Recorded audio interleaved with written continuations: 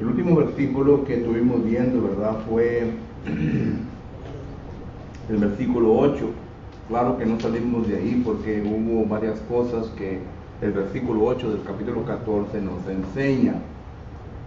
Pero el versículo 9, y ya miramos nosotros el tercer ángel. Recuerde que en este capítulo, empezando el versículo 6 en adelante, miramos nosotros que tres ángeles vienen a dar su mensaje. Y el versículo 9 dice: y el tercer ángel los siguió diciendo a gran voz: si alguno adora a la bestia y su imagen y recibe la marca en su frente o en su mano, él también beberá del vino de la ira de Dios, que ha sido vaciado puro en el cáliz de su ira, y será atormentado con fuego y azufre delante de los santos ángeles y del Cordero. Y el humo de su tormento sube por los siglos de los siglos, y no tiene reposo de día ni de noche los que adoran a la bestia y a su imagen, ni nadie que reciba la marca de su nombre. Aquí está la presencia o la paciencia, de los santos, los que guardan los mandamientos de Dios y la fe de Jesús. El último versículo de este párrafo dice: oí una voz que desde el cielo me decía: escribe, bienaventurado de aquí en adelante los muertos que mueren en el Señor. Sí, dice el Espíritu, descansarán de sus trabajos, porque sus obras con ellos les seguirán. Este tercer ángel nos está declarando, o le está declarando a los cristianos en aquel entonces, y también a nosotros, en forma de lección para nosotros, lo siguiente. Número 1, vimos en el versículo 8, ¿verdad?, que se habla de la Gran Babilonia. La Gran Babilonia, aquí es la primera vez que se menciona. Ya estuvimos viendo que en el libro de Apocalipsis se menciona como la Gran Babilonia. Apocalipsis capítulo 16, versículo 19, capítulo 17, versículo 5, capítulo 18, versículos 2, 10 y 21. Y cuando lleguemos al estudio del capítulo 17 y 18, nos daremos cuenta que la Gran Babilonia, la cual se usa figurativamente, se está refiriendo a Roma. Y claro que aquí en este pasaje, en este párrafo, nos está dando a entender el escritor de que pues el Imperio Romano, con sus costumbres idólatras, vino a influenciar al mundo en aquel entonces para que fueran idólatras, que vinieran a adorar a sus dioses paganos. Y también viene a influenciar al mundo en aquel entonces para que ellos vengan a adorar al emperador. Recuerden que Domiciano, si usted ha leído la historia de Domiciano, construyó varias estatuas de sí mismo, y la gente estaba obligada, a unos cristianos, en postrarse ante esa imagen, tipo como el rey Nabucodonosor, y ellos tenían que adorar. Bueno, esto es lo que habla el pasaje que hemos acabado de leer. Pero miramos nosotros, hermanos, que como cristianos tenemos también la misma lucha. En el mundo en el cual vivimos, es un mundo en donde existe la idolatría en abundancia. Y recuerde que la idolatría no solamente es ídolos o imágenes. Quiero leer un pasaje que se encuentra en Colosenses capítulo 3 y versículo 5. Note lo que dice el apóstol Pablo concerniente a la idolatría. Colosenses capítulo 3 y versículo 5 dice: hacer morir pues lo terrenal en vosotros, fornicación, impureza, pasiones desordenadas, malos deseos y avaricia, que es idolatría. Todo esto está alrededor de nosotros. Miramos alrededor de nosotros, y más miramos a una nación de inmoralidad. Y con esto, ¿verdad?, simplemente los casos de divorcios que han resultado, las fornicaciones, la pornografía, etc. Todo eso es incluido en la palabra fornicación, la palabra pornía, que se viene a referir, ¿verdad?, no solamente a sexo ilícito fuera del matrimonio, sino que se viene a referir a muchas otras cosas, como lo habla Jesucristo en Mateo capítulo 5. Pero también dice que impureza, pasiones desordenadas, malos deseos y también, ¿verdad?, avaricia, famoso dinero, ¿verdad?, que pues claro que sabemos bien que no podemos vivir sin él, pero también dice la Biblia que debemos estar ¿qué? Contentos. Mira Timoteo capítulo 6, contentos con lo que Dios nos da. Recuerden que el dinero, tener dinero no es pecado, sino que es el amor al dinero. Y ahí es donde cometemos, o ahí es donde el ser humano comete error. Lo que miramos nosotros, ¿verdad?, que cuando regresamos al libro de Apocalipsis, eso era el enfrentamiento de los cristianos en aquel entonces. Y claro que el mundo toma ventaja sobre nosotros los cristianos, porque necesitamos estas cosas.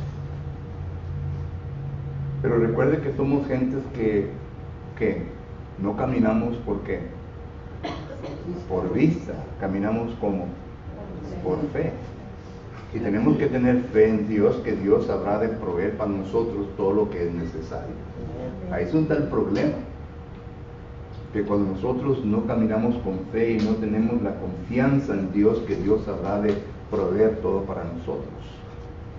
Recuerde que la Biblia nos enseña, en aquel entonces la plata y el oro eran forma de dinero, pero en el libro de Ageo capítulo 12 versículo 8 es en donde dice la escritura que la plata y el oro, dice Jehová, todo es mío.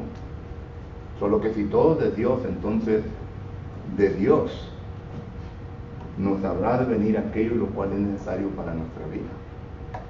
Este concepto lo viene a exaltar el apóstol Pablo cuando está hablando de la ofrenda. Recuerdan en 2 Corintios capítulo 8 y capítulo 9, dice el apóstol Pablo ahí, el que cega, ¿verdad?, escasamente, que va a recoger poco, pero el que es liberal en su dar, Dios habrá de bendecirlo. Y es lo mismo que le dice Jehová Dios al pueblo de Israel, que por muchos años dejaron de dar su diezmo, en Malaquías capítulo 3 y versículo 10. Ahí miramos nosotros en donde Jehová Dios le dice al pueblo suyo, le dice, tráiganme los diezmos y verán que a ver si no abro las ventanas del cielo, ¿verdad?, para que vengan a tener en abundancia de todas las cosas que necesitan. Recuerde que todo procede de Dios, todo es de Dios, como dice 1 Corintios capítulo 10. Así que Dios sabe bien lo que usted y yo necesitamos y lo que podemos recibir, y así pues el cristiano debe de actuar, debe de caminar con fe, no por vista. Y estos cristianos a los cuales se les está escribiendo en el tiempo de Domiciano, se les está enseñando exactamente eso. Y otra cosa que se les enseña, ¿verdad?, es de que para Dios no se le va a pasar por alto nada, hermanos. Porque este es otro concepto también que nosotros como cristianos tenemos. Lo tuvieron los antiguos. Por ejemplo, en Jeremías capítulo 12, ¿cuál fue la queja de este profeta Jeremías? Y la respuesta de Dios, todo el capítulo 12. Jeremías se quejó de que por qué los impíos, los pecadores, progresaban. Porque ellos tenían más que aquellos quienes estaban sujetos a la voluntad de Jehová. Y que no es esto lo que en ocasiones vemos también nosotros. Quizás nuestro vecino a la derecha o a la izquierda, ¿verdad?, esté viviendo mucho más mejor que yo. Y nos llegamos a preguntar, bueno, yo voy a la iglesia todos los domingos, todos los miércoles, oro a Dios. ¿Y por qué es de que yo no tengo lo que él o ella tiene? ¿Por qué es de que ellos son bendecidos y yo, que realmente sirvo a Dios, no soy bendecido? Esta es la queja de Jeremías.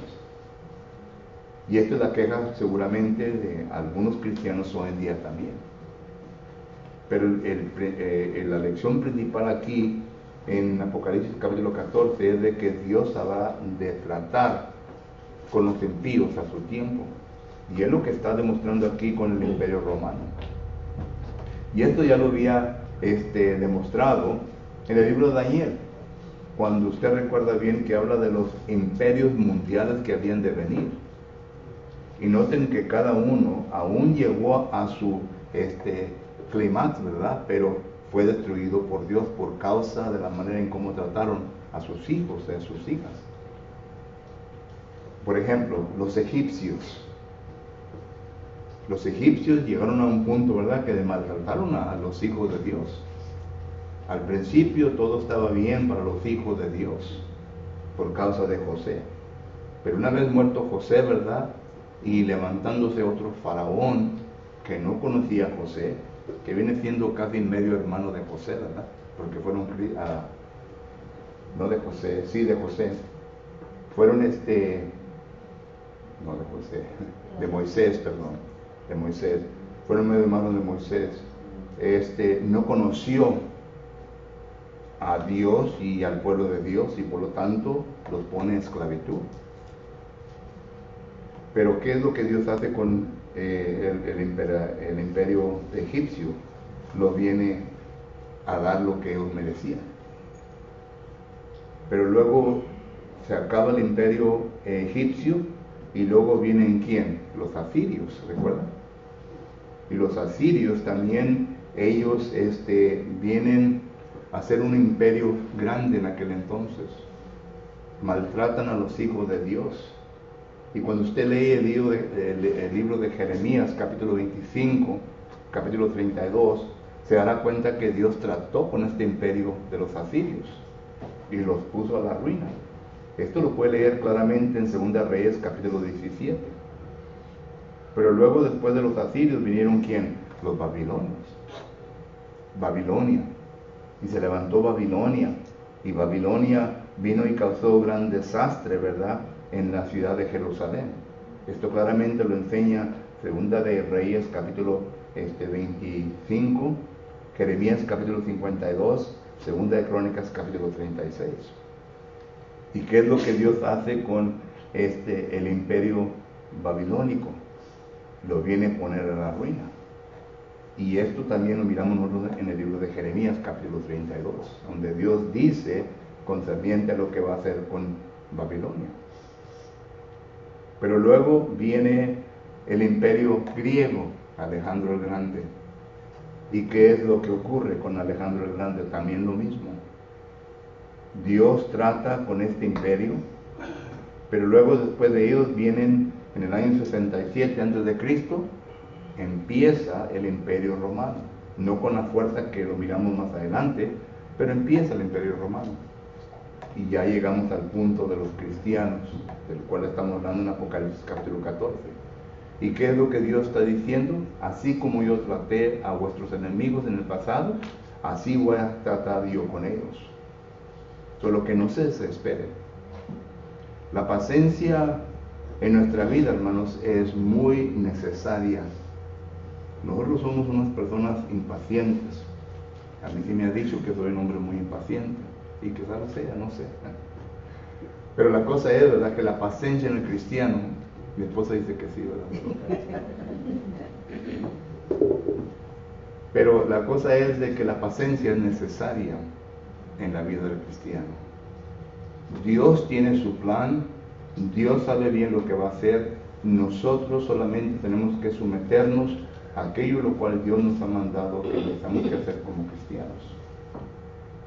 Ahora, si acaso en el plan de Dios esté de que yo tenga que sufrir en mi vida, entonces yo tengo que ser paciente mientras paso por esa etapa en mi vida. ¿Entendamos eso? Mientras que yo paso. Note lo que Santiago nos dice en Santiago capítulo 1. En Santiago capítulo 1 y versículo... déjenme ver. Santiago capítulo 1, versículo del 2 en adelante, note lo que les dice el medio hermano de Jesucristo, a su audiencia por medio de esta epístola. Dice: hermanos míos, tener por sumo gozo cuando os halléis en diversas pruebas. Dice: sabiendo que la prueba de vuestra fe produce paciencia, mas tenga la paciencia su obra completa, para que seamos perfectos, cabales, sin que os falte cosa alguna. Si alguno de vosotros tiene falta de sabiduría, pídale a Dios, el cual da a todos abundantemente y sin reproche, y le será dada. Este pasaje nos está dando a entender que si acaso yo quiero sabiduría, la puedo pedir a Dios, pero no habrá de venir de una manera milagrosa. Noten la fuente, la vía por donde viene la sabiduría, y son las tentaciones, la persecución, las pruebas en nuestra vida.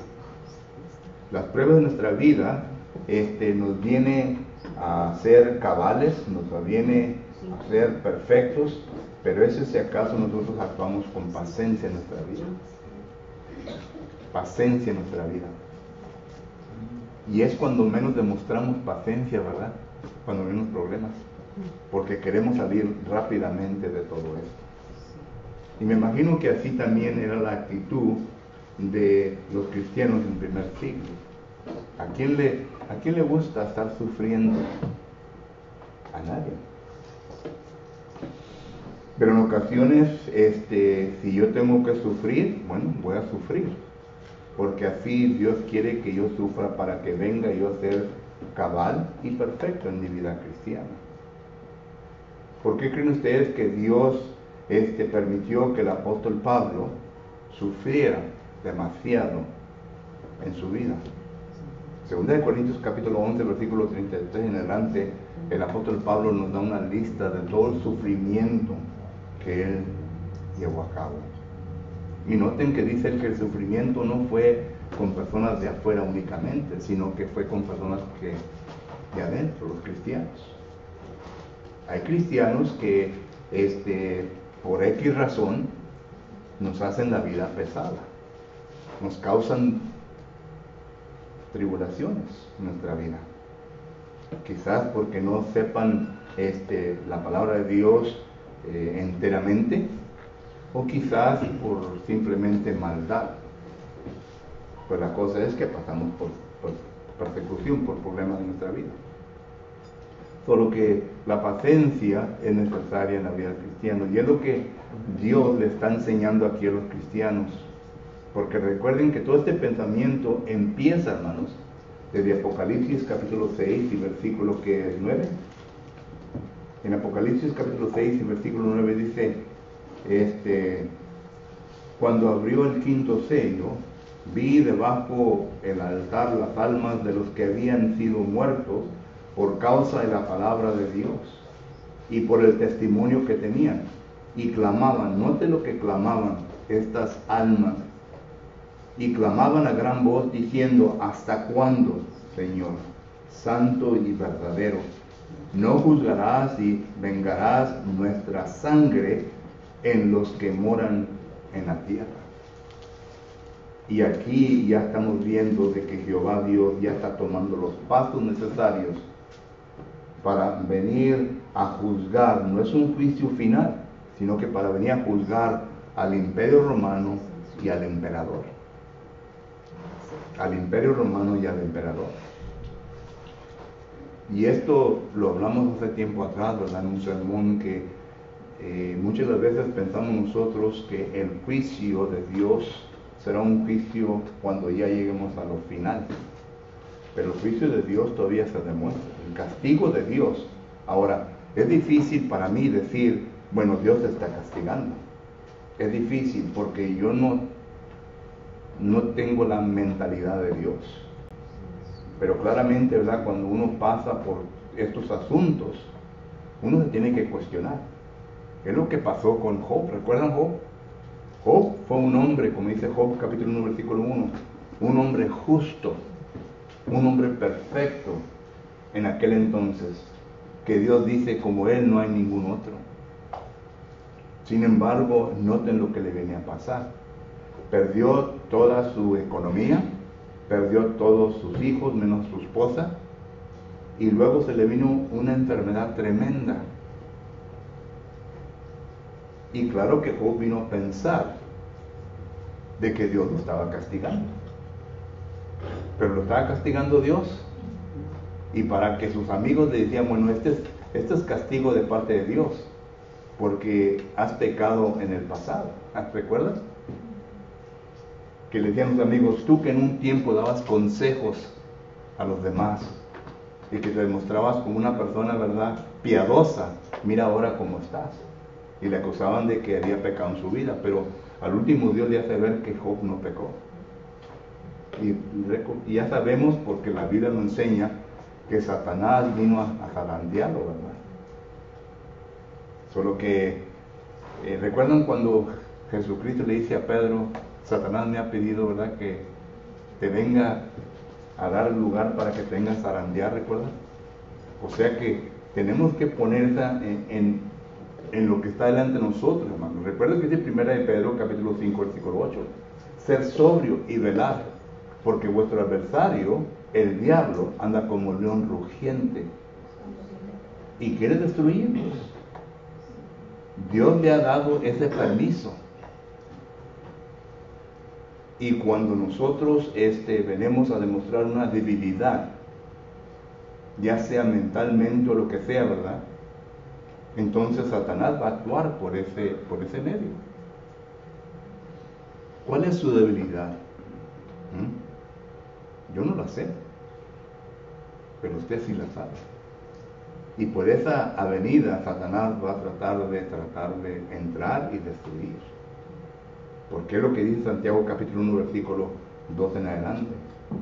Que Satanás viene a tentar ¿qué? Nuestras concupiscencias. ¿Saben lo que es eso?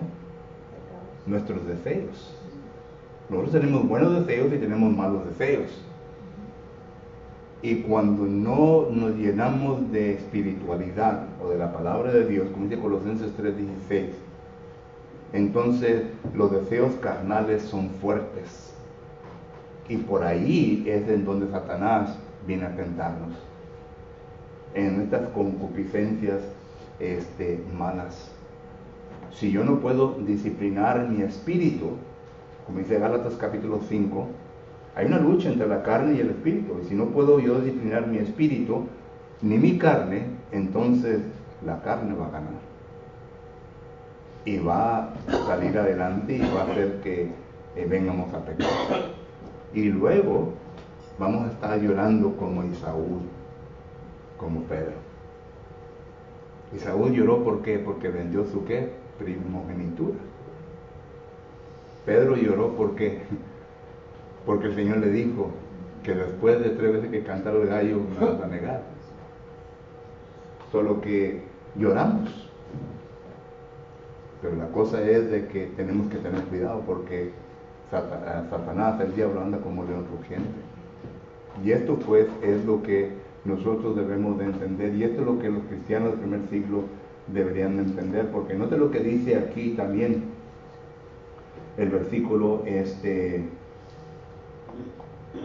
versículo 11 dice, y el humo de su testimonio sube por los siglos de los siglos, y no tiene reposo de día ni de noche los que adoran a la bestia y a su imagen, ni nadie que reciba la marca de su nombre.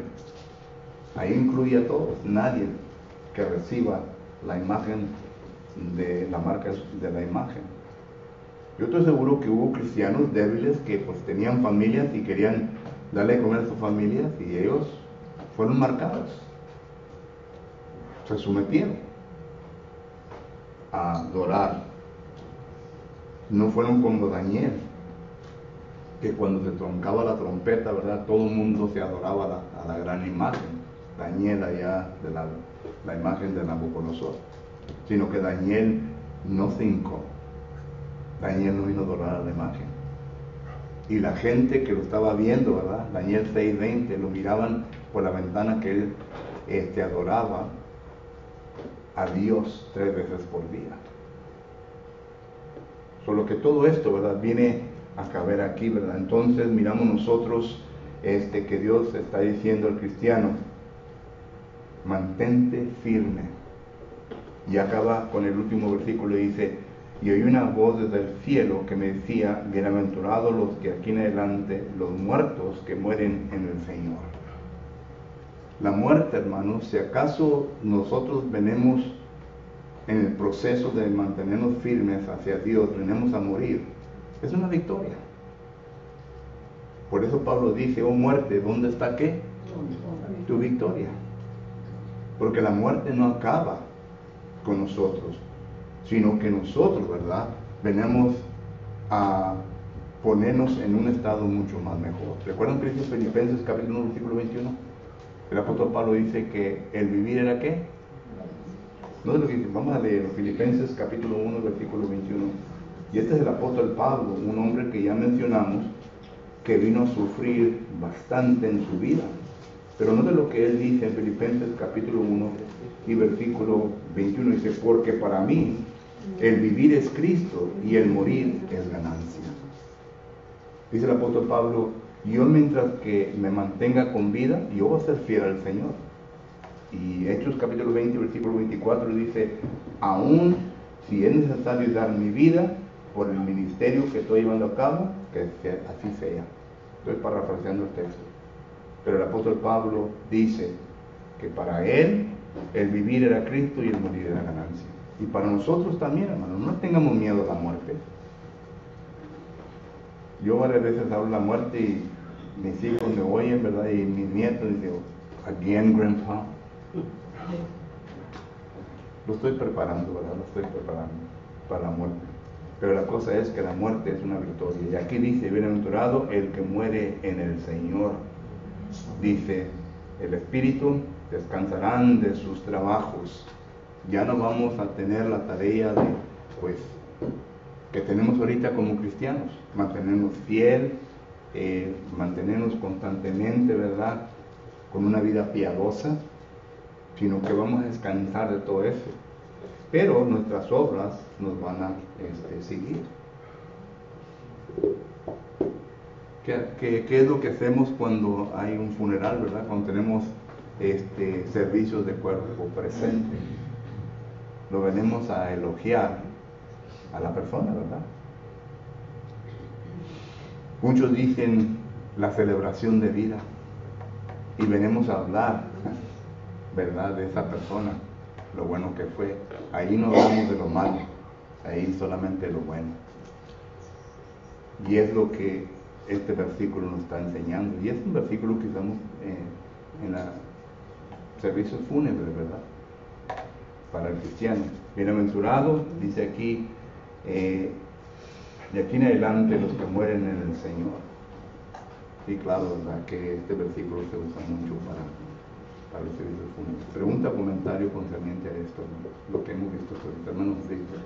Que en la carta de 1 Pedro 4:12, ¿verdad?, los cristianos antepasados, ¿verdad?, tuvieron muchas persecuciones de diferentes maneras, muchas pruebas, pero es como quiera, ¿verdad?, seguían adelante. Y así también dice el 4:12, ¿verdad?, amados, no os sorprendáis de la prueba de fuego que os ha sobrevenido, ¿verdad?, como si alguna cosa extraña aconteciese, sino gozaos, ¿verdad?, por cuanto sois participantes de los padecimientos de Cristo, para que también la revelación de su gloria os gocéis con gran alegría. Allá lo que es 2 Pedro 3:15, ¿verdad?, pues dice que santificaron su corazón. no, y dice y tener entendido que la paciencia de nuestro Señor Jesucristo, ¿verdad?, es para salvación. Ahorita, ¿verdad?, tocante a la paciencia, ¿verdad?, tenemos que Es segunda de Pedro. Segunda de Pedro. Yo pensé que era una primera de Pedro. No. Ok. Y también Hebreos capítulo 10, versículo 32. No sé lo que dice en conjunto a esos versículos que acaba de mencionar el hermano. Dice así, Hebreos 10, 32. Dice la palabra de Dios lo siguiente, dice, pero trae a la memoria los días pasados, en los cuales después de haber sido iluminados, sostuviste gran combate de padecimientos.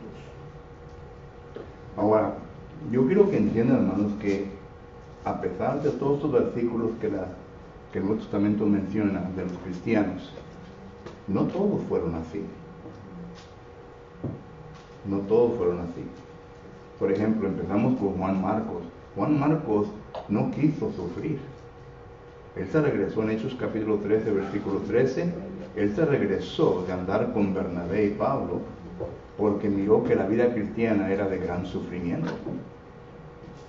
Por eso Pablo ya en Hechos capítulo 15, cuando Bernabé, el tío de Juan Marcos, le dice a Pablo, voy a llevar a Juan Marcos, Pablo le dice,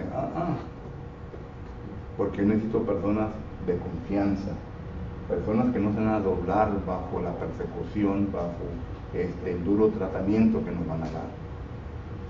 Y no se llevó a Juan Marcos, sino que se llevó a Silas. Y miramos también a Dimas, ¿verdad? A Demas, ¿verdad? En primera que es Timoteo 4:10, que dice que dejó la caravana que andaba con el apóstol Pablo y se fue al mundo. Alejandro y Emineo, 1 Timoteo 1, que 18 al 20, dice que sufrieron naufragio, es decir, dejaron la vida cristiana y se fueron al mundo, igual como Emineo, 2 de Timoteo 4, que es 2:18. Solo que con esto quiere decir que no todos en aquel entonces fueron fieles.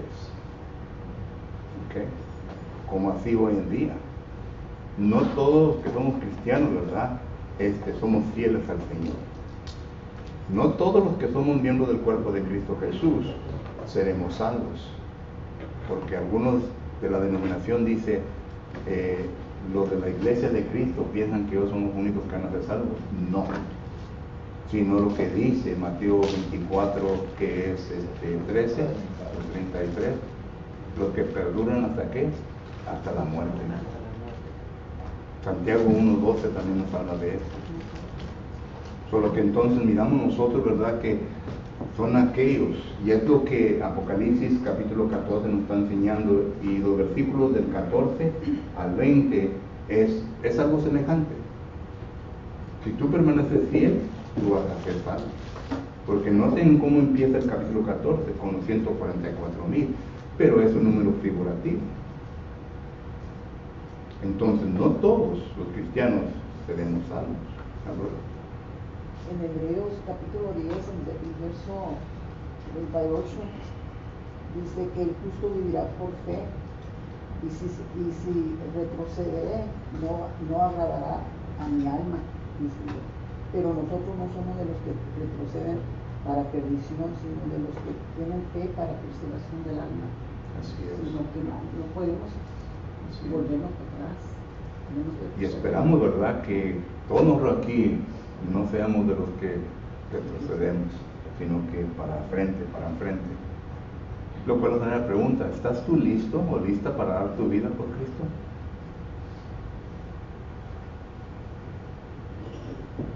Si acaso en este momento te prestaría la oportunidad, ¿estarías listo para dar tu vida por Cristo? ¿Estaría yo listo? Es una pregunta seria y una pregunta que debemos de contestar. Y claro que es fácil decir que sí, ¿verdad? Pero cuando ya se presenta la ocasión, cuando ya el peligro está ante nosotros, ¿verdad?, ¿tendremos el mismo deseo? Pero la muerte es más fácil porque es pronto. Oh, sí, cuando pero es pronto. damos la vida, Sí. entonces sí, eso es dar la vida por vivirla. Y cuando uno muere rápido está bueno, ¿verdad? Pero cuando se prolonga la muerte, por ejemplo, unos 73 años, que es la edad que tengo yo, ¿verdad?, y durante esos 73 años, 51 años, he sido cristiano, he permanecido fiel. Ahí es donde encuentra la fidelidad, ¿verdad?, a la tractora, ¿verdad?, de nuestra vida cristiana. ¿Entienden lo que estoy diciendo? Cuando es rápida la muerte, ¿verdad? Un hermano una vez dijo, ¿cómo me gustaría ser bautizado y luego nomás levantarme desde las aguas del bautismo, ¡pum!, morir ahí? Pues eso es fácil, ¿verdad? Y es bonito porque muere sin pecado. ¿Mande? Le faltan las obras. Pero usted no sé que tenía este hermano que dijo, ¿verdad? Pero así nosotros, ¿verdad? Durante nuestro tiempo, ¿qué tanto tiempo tiene usted de ser cristiano? ¿5? ¿1 año? ¿6 meses? ¿1 año? ¿20? ¿10 años? Etcétera. Durante esa trayectoria de su vida, ¿verdad? Hemos demostrado fidelidad a Dios. Porque es el versículo 38 que Abraham acaba de leer, Hebreos capítulo 10. Pero nosotros, dice, no somos de los que procesan. No aventamos la toalla, no importa qué tan difícil se ponga. ¿Y sabe cuándo se pone difícil, hermano? Cuando la persecución y los problemas son in-house, como decimos en inglés, entre familia, en la familia. Ahí es cuando se pone, ahí es cuando dice el americano, the rubber meets the road. Y hemos oído, ¿verdad?, que dice que la sangre familiar es mucho más fuerte que las demás cosas.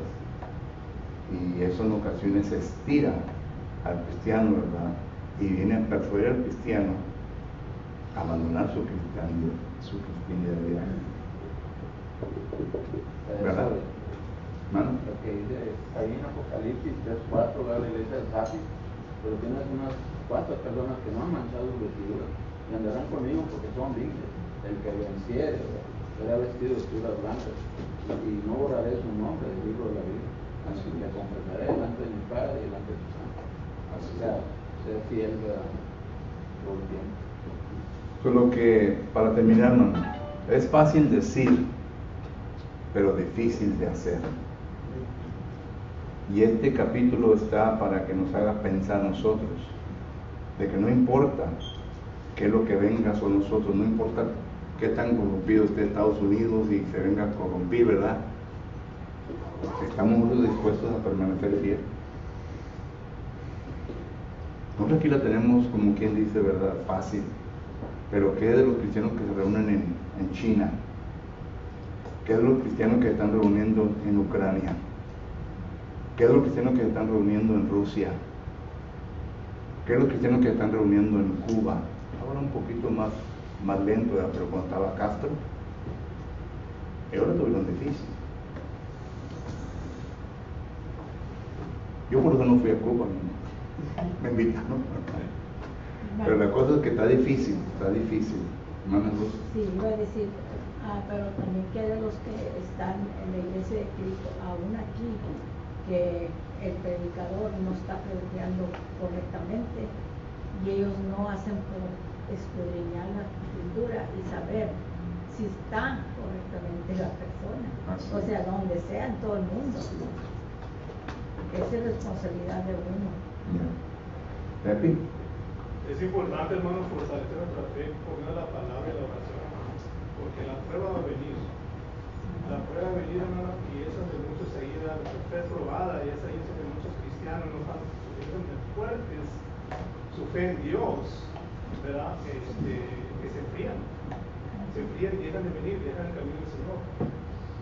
Porque no están suficientemente fuertes, hermano. La palabra de Dios nos fortalece espiritualmente, ¿verdad? Crecemos, nuestra fe crece en Dios. Y sabemos que si estamos pasando por algo, porque Dios lo está permitiendo, así como les tocó. Dios lo permite que pasemos por esa prueba para probar nuestra fe. Pero tenemos que recordar, si Dios ha prometido estar con nosotros, nos va a ayudar por medio de esa prueba. Nos va a sacar victorioso, pero la victoria la tenemos en Cristo Jesús, ¿no? Pero tenemos que, ¿verdad?, nosotros recordar eso cuando estamos pasando por la prueba. Y a veces dudamos, a veces nuestra fe tambalea un poco. Pero nuestra fe no tiene que ser bien fortalecida por medio de la palabra y por medio de la oración, sabiendo que Dios no nos deja, no importa lo que pasemos.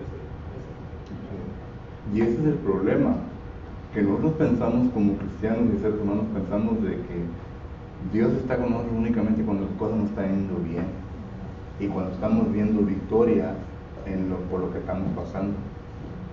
Pero a lo mejor Dios nos está permitiendo que pasemos por lo que pasa, pero Dios no nos ha abandonado.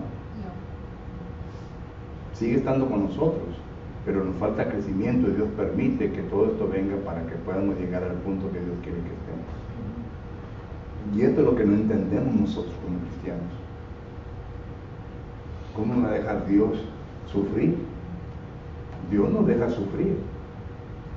Al pueblo de Israel lo dejó sufrir por 40 años. A la iglesia Dios permitió, ¿verdad? Y permite que vengan varias cosas en contra de ella para ver si acaso realmente lo que sale de aquí está aquí. Porque muchas veces sale de aquí, pero el corazón no está. Dice Jesucristo, ¿verdad? Que de labios me honran, pero ¿qué? Su corazón está lejos de mí. Y así es. Bueno, el tiempo se pasó, hermanos. Gracias por su atención. Y vamos a empezar el capítulo 15 en la próxima ocasión que venga, porque todos estos versículos es lo que habla de eso. ¿Ok? Recapitulando lo que hemos dicho, Dios trata con nuestros enemigos, Dios se arregla de combatir en contra de ellos, y por lo tanto el cristiano solamente tiene que permanecer paciente, porque va a ser victorioso, porque Dios está con él y no lo ha abandonado y no lo va a abandonar. Pero depende, ¿verdad? Es condicional, depende en la fidelidad nuestra hacia él. Que el Señor lo bendiga.